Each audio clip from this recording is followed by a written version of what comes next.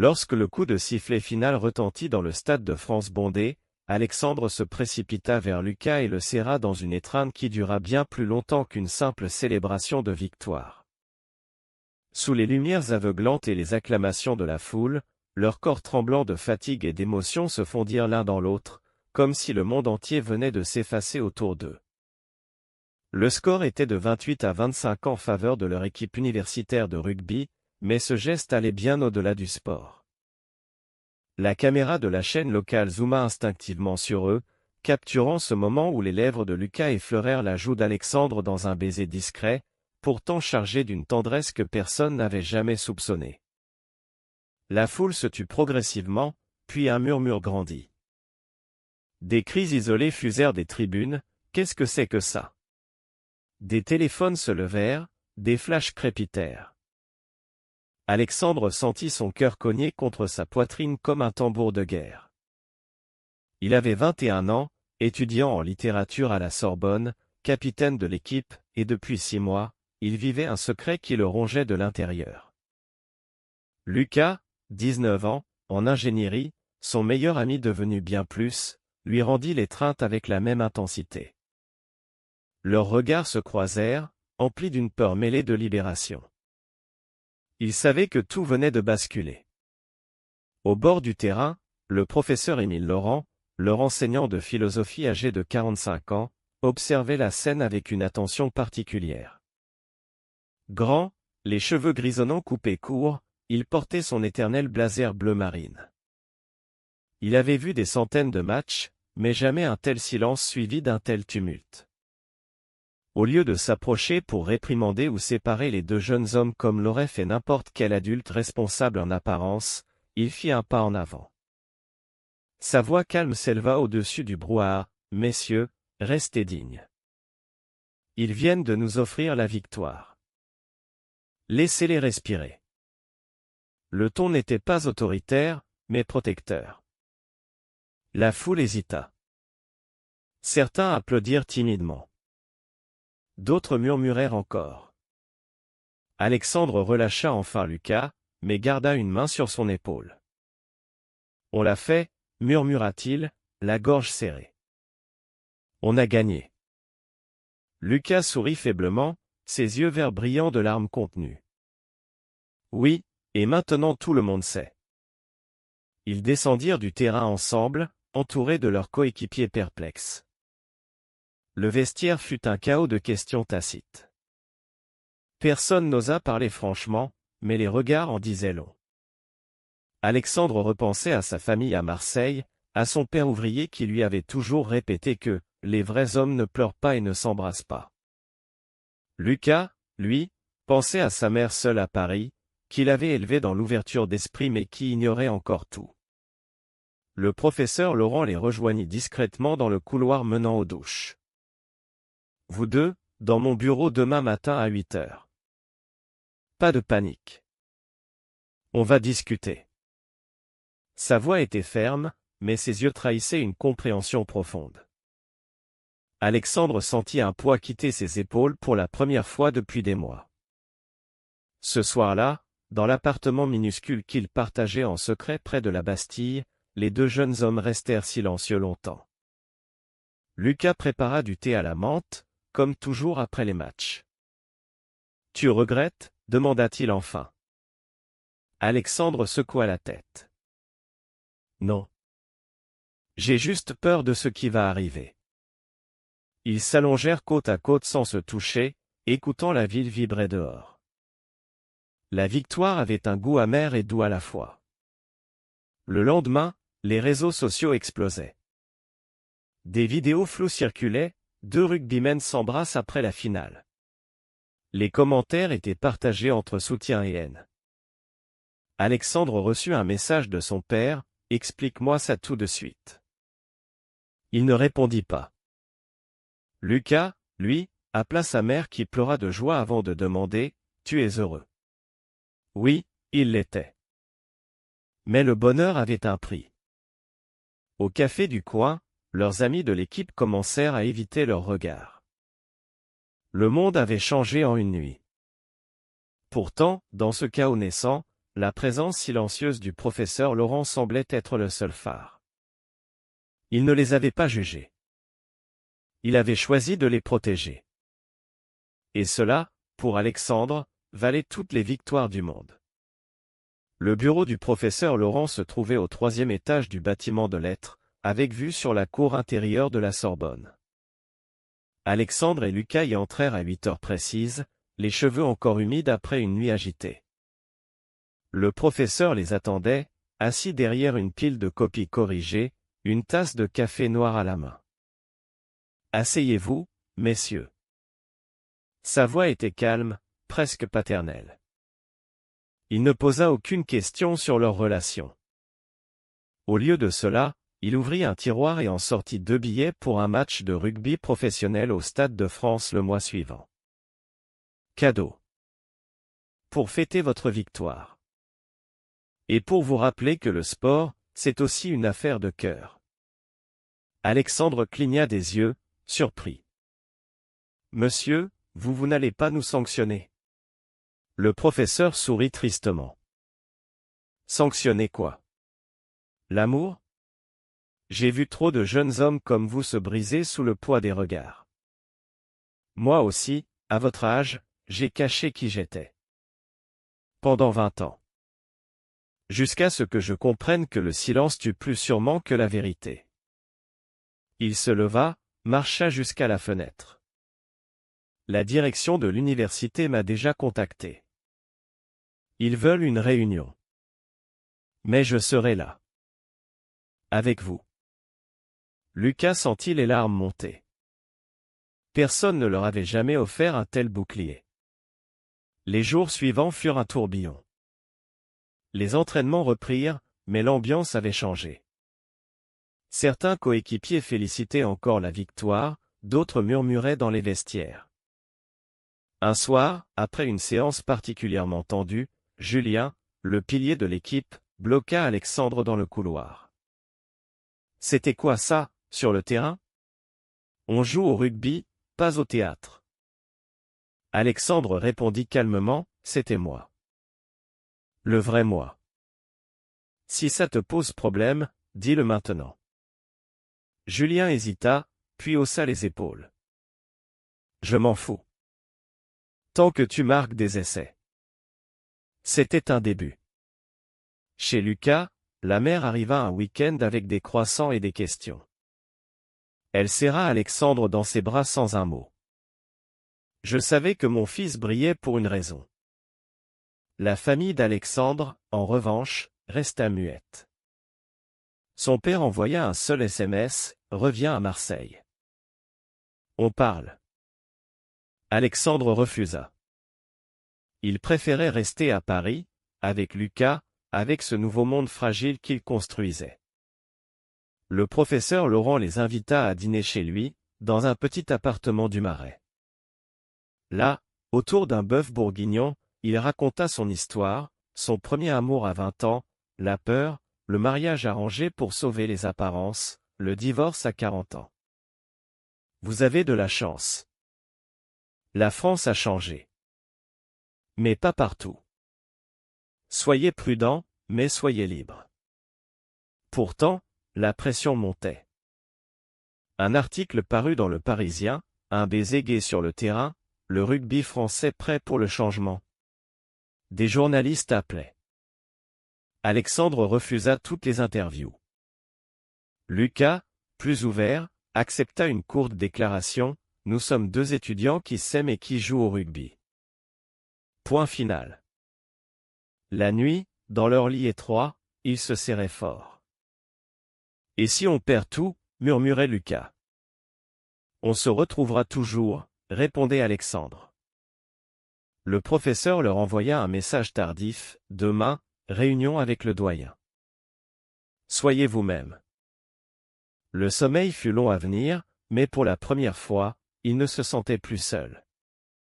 La réunion avec le doyen se tint dans une salle austère aux murs couverts de portraits d'anciens professeurs. Alexandre et Lucas arrivèrent en jean et sweatshirt, le professeur Laurent à leur côté comme un rempart. Le doyen, un homme sec aux lunettes fines, parla sans détour, « l'université défend la diversité. Mais votre démonstration publique a choqué des donateurs. Nous vous demandons de la discrétion. Le professeur Laurent intervint aussitôt. Discrétion? Vous voulez dire invisibilité. Ces jeunes hommes ont gagné un championnat pour nous. Leur amour n'est pas un scandale, c'est une force. Le doyen rougit, mais capitula. Aucune sanction. Seulement une recommandation, éviter les démonstrations sur le terrain. Dehors, Alexandre serra la main du professeur. Merci. Sans vous, Laurent secoua la tête. Je n'ai fait que ce que j'aurais voulu qu'on fasse pour moi. Ce soir-là, Lucas organisa une petite fête dans leur appartement. Quelques amis proches vinrent, Marie, la meilleure amie d'Alexandre, et Paul, un coéquipier qui avait finalement accepté. Ils trinquèrent au champagne bon marché. À l'amour qui gagne, dit Marie en levant son verre. Alexandre sentit son cœur se réchauffer. Pour la première fois, leur histoire n'était plus un secret honteux. Pourtant, à Marseille, la tempête approchait. Le père d'Alexandre, Michel, débarqua sans prévenir un samedi matin. Grand, les mains calleuses, il entra dans l'appartement comme dans un ring. Alors c'est lui, lança-t-il en désignant Lucas. Alexandre se plaça devant son compagnon. Papa, je t'aime. Mais je ne changerai pas. Michel s'assit lourdement. J'ai travaillé toute ma vie pour que tu sois un homme. Pas ça. Le silence pesa. Lucas sortit discrètement faire un tour. Quand il revint 2 heures plus tard, Michel était parti. Alexandre pleurait en silence sur le canapé. Il a dit qu'il ne voulait plus me voir. Lucas le prit dans ses bras. Alors on construira notre propre famille. Le professeur Laurent les emmena ensuite en week-end à la campagne, près de Fontainebleau. Là, autour d'un feu de cheminée, il leur parla de résilience. La haine des autres est leur problème. Votre amour est votre force. Alexandre commença à écrire. Des poèmes, d'abord. Puis un journal intime. Lucas, de son côté, s'inscrivit à un groupe de soutien LGBT à l'université. Petit à petit, il guérissait. Mais une nouvelle ombre planait, le prochain match contre l'équipe rivale de Toulouse. Des rumeurs circulaient. Des menaces anonymes sur les réseaux. On va vous casser la gueule, PD. Alexandre ne dormait plus. Lucas lui massait les épaules. On affronte ensemble. Le professeur leur offrit des billets de train pour qu'ils rentrent ensemble après le match. Un geste simple, mais qui signifiait tout. Le match contre Toulouse fut électrique. Le stade était plein, l'air chargé d'électricité. Dès la première mi-temps, Alexandre marqua un essai magistral. La foule hurla son nom, mais certains sifflets fusèrent aussi. À la mi-temps, dans le vestiaire, un joueur adverse murmura une insulte. Lucas répondit calmement, « Garde ton énergie pour le terrain. » La seconde mi-temps fut âpre. Toulouse mena 15-12 jusqu'à la dernière minute. Puis Lucas intercepta une passe et courut jusqu'à l'en-but. Essai. Conversion réussie par Alexandre. Victoire 22-15. Cette fois, pas d'étreinte publique. Juste un regard complice et un point contre point. La discrétion demandée. Après le match, dans le train du retour, Alexandre posa sa tête sur l'épaule de Lucas. J'ai eu peur. Lucas lui caressa les cheveux. Moi aussi. Mais on a gagné. Encore. Le professeur Laurent les attendait à la gare avec une bouteille de vin. Bravo, les champions. Ils dînèrent ensemble. Pour la première fois, Alexandre parla de son père ouvertement. Il m'a appris le rugby. Et maintenant il me rejette pour ça. Laurent écouta sans juger. Donne-lui du temps. Ou pas. Certaines portes ne se rouvrent jamais. Mais d'autres s'ouvrent. Les semaines passèrent. Alexandre publia anonymement un texte sur un blog étudiant, Être gay et rugbyman, mon histoire. Le texte fut partagé des milliers de fois. Des messages de soutien affluèrent du monde entier. Lucas, encouragé, fit son coming out officiel sur Instagram. Sa mère organisa une fête à Paris. Même le père de Lucas, divorcé depuis longtemps, envoya un message, fier de toi. La famille d'Alexandre resta silencieuse, mais sa sœur cadette, Sophie, appela en secret, « Papa pleure le soir. » Il ne sait pas comment te le dire. Pourtant, une trahison arriva d'où il ne l'attendait pas. Julien, le pilier qui avait semblé accepter, parla à un journaliste. L'article titra « Le capitaine gay du rugby universitaire, ses coéquipiers divisés ». Des citations anonymes accusaient Alexandre de « distraire l'équipe ». Lucas fut dévasté. Comment a-t-il pu? Alexandre affronta Julien après l'entraînement. Pourquoi? Julien baissa les yeux. J'avais peur qu'on me traite comme toi. Le professeur Laurent organisa une médiation. Julien s'excusa publiquement. L'équipe vota pour garder Alexandre comme capitaine. La confiance revint, fragile mais réelle. Un soir de pluie, Lucas et Alexandre marchèrent le long de la Seine. Tu sais, dit Lucas, même si tout s'effondre, je ne regrette rien. Alexandre l'embrassa sous un pont, à l'abri des regards. Moi non plus. Le professeur leur envoya un livre, Le pouvoir du moment présent. Un message simple suivait, continuez à vivre. L'été arriva avec ses promesses. L'équipe fut invitée à un tournoi amical à Nice. Alexandre et Lucas acceptèrent, mais cette fois avec une condition, ils partageraient la même chambre. Le coach, influencé par le professeur Laurent, accepta sans commentaire. Sur la côte d'Azur, sous le soleil, ils se promenèrent main dans la main sur la promenade des Anglais pour la première fois. Quelques regards curieux, mais aucun incident. Lucas photographia Alexandre devant la mer. Notre première photo officielle. Pourtant, la famille d'Alexandre frappa à nouveau. Sa mère appela en larmes, « Ton père est à l'hôpital. Crise cardiaque. Il demande à te voir. » Alexandre prit le premier train pour Marseille, Lucas à ses côtés. À l'hôpital, Michel, pâle dans son lit, murmura, « Je ne comprends pas tout. Mais je ne veux pas mourir sans mon fils. » Alexandre pleura. Lucas attendit dehors. Ce soir-là, autour du lit, Michel posa une question simple, « Tu es heureux avec lui? » Alexandre répondit oui. Michel hocha la tête. Alors reviens nous voir. Lentement. Ce n'était pas l'acceptation totale, mais un début. De retour à Paris, le professeur Laurent organisa une conférence à l'université, Sport, Identité et Liberté. Alexandre et Lucas parlèrent publiquement pour la première fois.